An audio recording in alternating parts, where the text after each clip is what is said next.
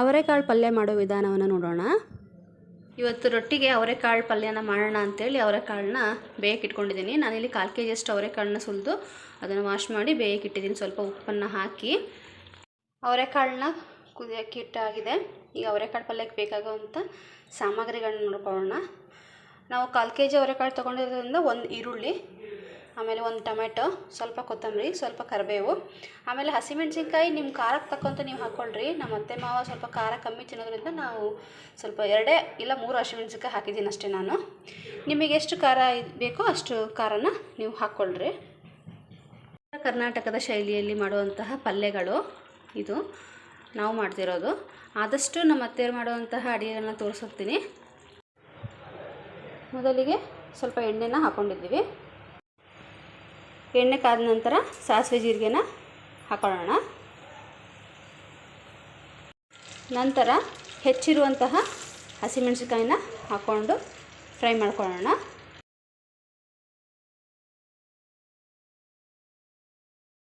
ಸಿಡಿತಾ ಇದ್ದಂಗೆ ಸ್ವಲ್ಪ ಈರುಳ್ಳಿಯನ್ನು ಹಾಕ್ಕೊಂಡು ಚೆನ್ನಾಗಿ ಫ್ರೈ ಮಾಡ್ಕೊಳ್ಳೋಣ.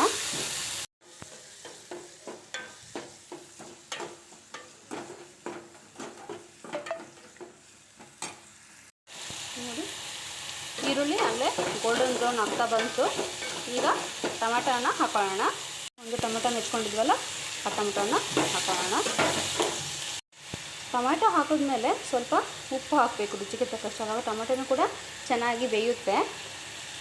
ಎಲ್ಲ ಒಗ್ಗರಣೆಗೂ ಕೂಡ ಚೆನ್ನಾಗಿ ಉಪ್ಪು ಕೂಡ ಹಿಡಿಯುತ್ತೆ. ಉಪ್ಪನ್ನ ನೋಡ್ಕೊಂಡು ಹಾಕ್ಕೊಬೇಕು, ಯಾಕಂದರೆ ಅವರೆಕಾಳು ಬೇಯಿಸಬೇಕಾದ್ರೆ ನಾವು ಸ್ವಲ್ಪ ಉಪ್ಪು ಹಾಕ್ಕೊಂಡು ಬೇಯಿಸಿರ್ತೀವಲ್ವ. ಅದಕ್ಕೆ ಪಲ್ಯ ಮಾಡಬೇಕಾದ್ರೆ ನಿಮಗೆ ಎಷ್ಟು ಬೇಕೋ ರುಚಿಗೆ ತಕ್ಕಷ್ಟು ನೋಡಿಕೊಂಡು ಉಪ್ಪನ್ನ ಹಾಕಬೇಕು. 5 ನಿಮಿಷ ಚೆನ್ನಾಗಿ ಬೇಯಲಿ ಟೊಮೆಟೊ. ನೋಡಿ, ಟೊಮೆಟೊ ಚೆನ್ನಾಗಿ ಬೆಂದಿದೆ. ಟೊಮೆಟೊ ಚೆನ್ನಾಗಿ ಬೆಂದಿದೆ. ಈಗ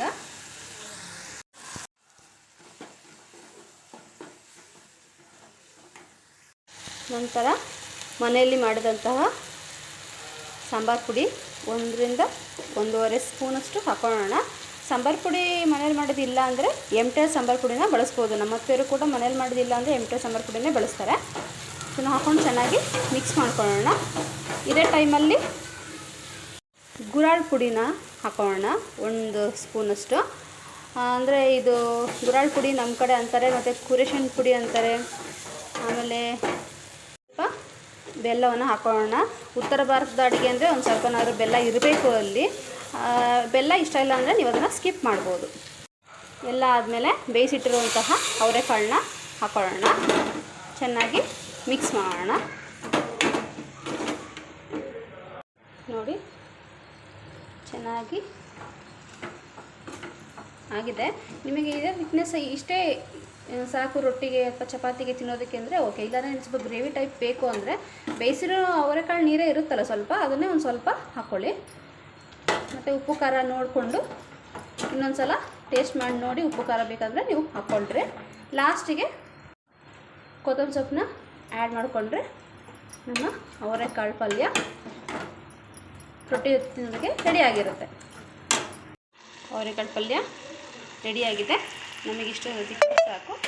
ಗ್ಯಾಸ್ನ ಆಫ್ ಮಾಡ್ಕೊಳ್ಳೋಣ. Thank you for watching. ಹೀಗೆ ನಮ್ಮ ದಿವಿ ದೀಪಿಕಾ ಯೂಟ್ಯೂಬ್ ಚಾನಲ್ನ ಸಬ್ಸ್ಕ್ರೈಬ್ ಮಾಡಿ. ಹಾಗೆ ನಮ್ಮ ಚಾನಲ್ನ ಎಲ್ಲ ವಿಡಿಯೋಗಳನ್ನ ನೋಡ್ತಾ ಇರಿ. ಸಬ್ಸ್ಕ್ರೈಬ್ ಮಾಡಿ, ಕಮೆಂಟ್ ಮಾಡಿ, ಶೇರ್ ಮಾಡಿ, ಲೈಕ್ ಮಾಡಿ.